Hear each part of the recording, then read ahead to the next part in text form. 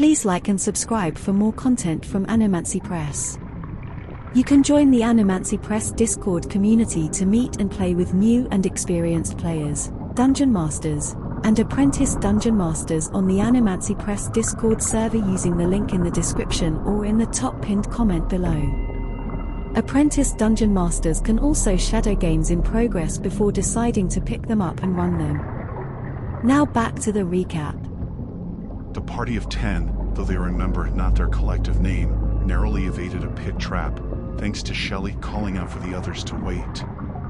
Jean poked at the pit trap and thought it was about 5 feet deep and 20 feet long, though later discovered that it was 45 feet long. Though suspicious, the party continued on, oblivious to the goblin horde which lay in wait.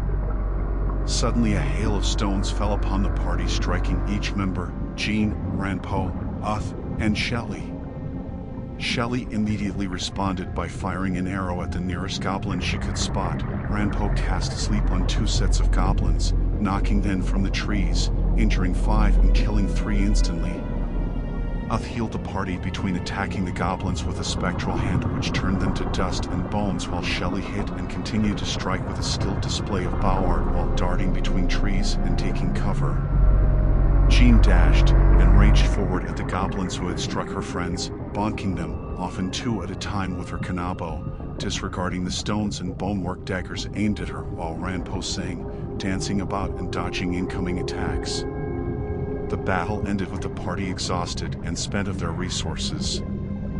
Ranpo and Uth suggested resting, and Shelley searched for a safe place to do so, finding a small cave with a 5-foot opening leading to a rough 20-foot square room containing a month-old corpse from a previous shipwreck dressed in a sailor's uniform and holding a candle and a scroll case in his skeletal hands.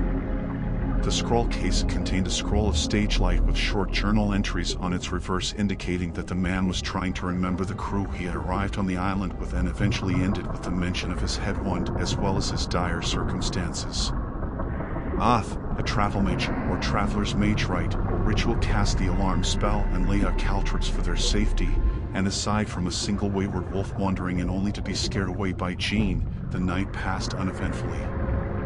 The following morning Ranpo awoke first, noting strangers, and that his surroundings were foreign to him. He waited for the rest of the party to finish their rest, and after realizing they had lost their memories as a group, they reintroduced themselves.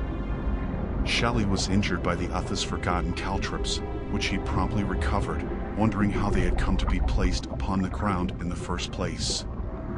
The party then rediscovered the sparkling mountain peak from which the ringing in their ears was apparently emanating, and continued their trek up the mountain.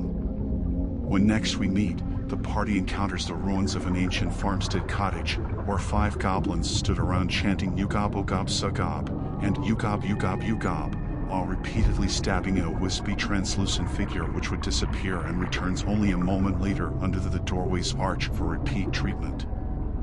As we conclude this session recap, I'd like to remind your majesty that your loyal subject by the name of Animancy Press most humbly requests that you like, share, and comment on this video as well as subscribe to this channel. Further, your financial support through Patreon, Ko-fi, or PayPal using the top pinned comment in the comments section below, or purchasing these or other titles on DM's Guild using the links below would be greatly appreciated and keep him in your content creation service.